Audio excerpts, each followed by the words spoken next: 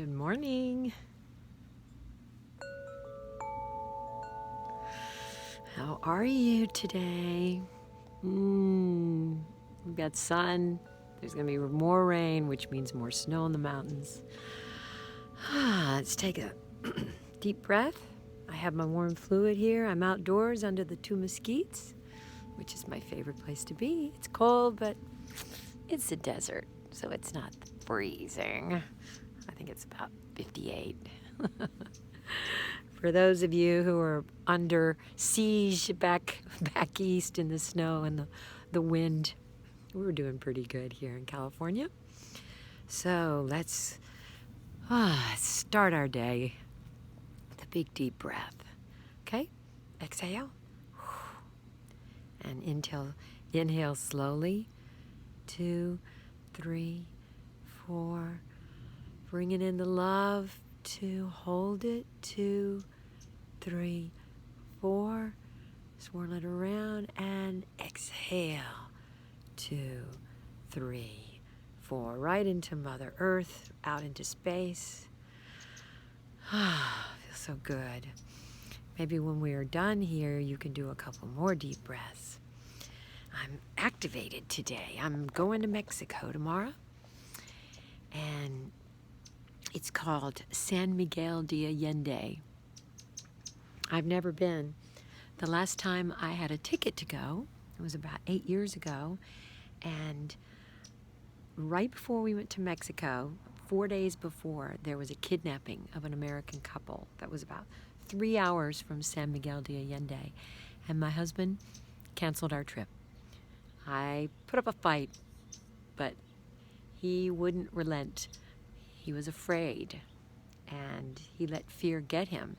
And this was an amazing birthday party of a friend, and he went ahead and canceled, and we missed the party, and it was amazing. So, that will never happen again. Try not to make decisions out of fear. Try to make decisions out of love and trust. And that's what happens when you follow your intuition. And I think women especially are really in tune with their deeper inner truth, and hormones get in our way, from the age of 13, 14 till around 48, 50, where, they're very powerful neurochemicals, and they can obscure our deep knowing, our deep intuition. So remember that, and try to remember to stay in touch with your intuition. When you feel, and how will you know when you're not in your intuition, when you're not in your wisdom, truth self? Fear. If you feel fear and distrust, then stop and say, is this distrustful? Should I distrust this? Why should I distrust this? Is this real? Is this something that's generated by my culture or the media? And realize that, that fear it's instinctual, but it's also conditioned. So just go deeper into it and find out if it's real, because most of the time fear isn't. So back to this birthday party and my friend's 50th. I'm really excited about it. So I may not see you for a few days. I don't know what my service will be like there, if I'll have the time to. It'll be a lot of friends. It's going to be a lot of fun. It's very colorful and arty, just as myself. So I'm really excited about it. I will be doing some stories probably if I have service, because I hear it's beautiful. And I love Mexico. I love Mexicans. I love Mexicans and their art. I am a huge fan of Mexican art. I like the little boxes they make. Their aesthetics. I love Mexican aesthetics. It's influenced by the Mayans, and it's very symbolic, and I love that. They honor death. They honor life. They honor one another. Family is very important. I have grand respect for Mexico and for the people of Mexico. So this is my shout out to all my Mexican friends and all the people that I know and love from Mexico. Thank you. I have very special connections with there, having gone down and worked in the Ibogaine clinic with Mexican doctors who are excellent medical caregivers. And FYI, they give medical and dental care in Mexico for about 1/10 the price. Just take a zero. My parents go there. I know lots of friends that go across the border. They have this little town down by Yuma. I can't remember the name of the town, Albondigas or something, but there's 500 medical clinics and they shuttle people across the border. Anyway, FYI, if you can't afford that implant because it's $5,000, just take a zero off and you can go get it across the border, okay? And do your research because I can't remember the name. Oh, but why are we here today? Why are we here today? We are here to be our best, most authentic self, to live our purpose in life and not go another day or moment without truly sinking and growing into our biggest, most beautiful, authentic self, whoever that is. You know, maybe you're a seed just waiting to sprout and you just need nourishment and water. And the environment around you is not nourishing you. So know yourself, know that you need nourishment, and give it to yourself. Water yourself. Radical self-reliance. Nourish yourself. Give yourself good, healthy, organic food today. Go cut back on the alcohol. Get off your fanny and go for a walk, preferably in nature. If you don't have any nature around you, go into a park, walk around the park, touch the trees, give them some love, rub their barks, they love it. So what arose today was a couple of things have been bothering me. One is this man in one of the episodes of the fashion show.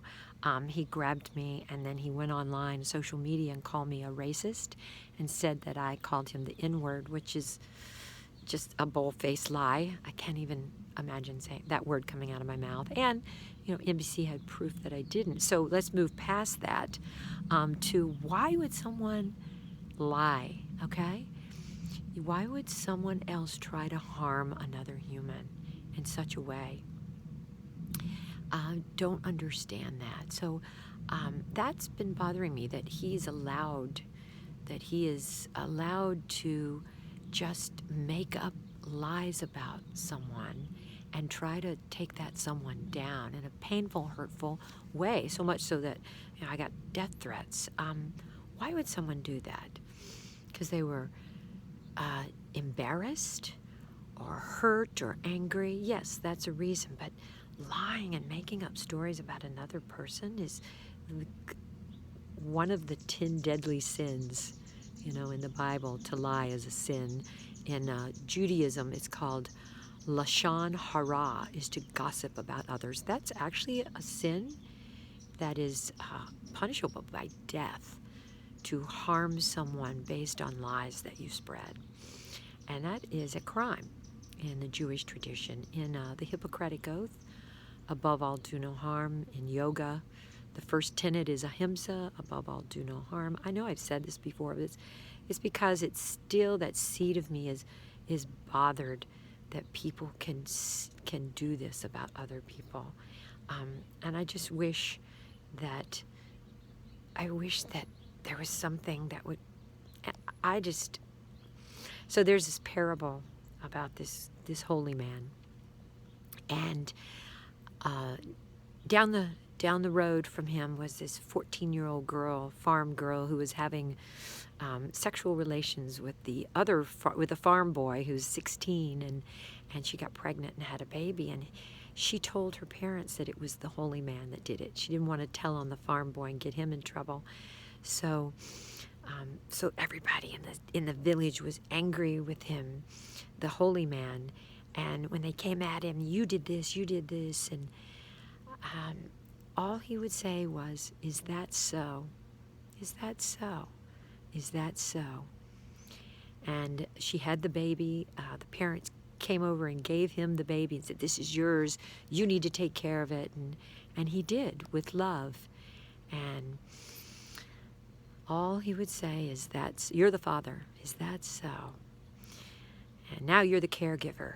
Is that so?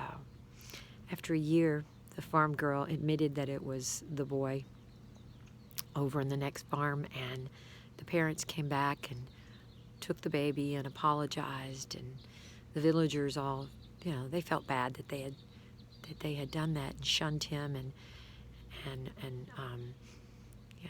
vitriol towards him, and all he said was, is that so? So I'm going to keep that in mind, and that's going to be my shield. Is that so?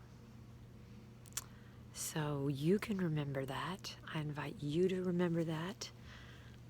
If someone or anybody comes at you and says that you did this or that, or if they characterize you as one way or another, and it doesn't fit you, it doesn't fit who you are or your true authentic self, don't fight it. You'll lose. I have experience. Just don't fight it. You don't have to defend yourself. You know who you are.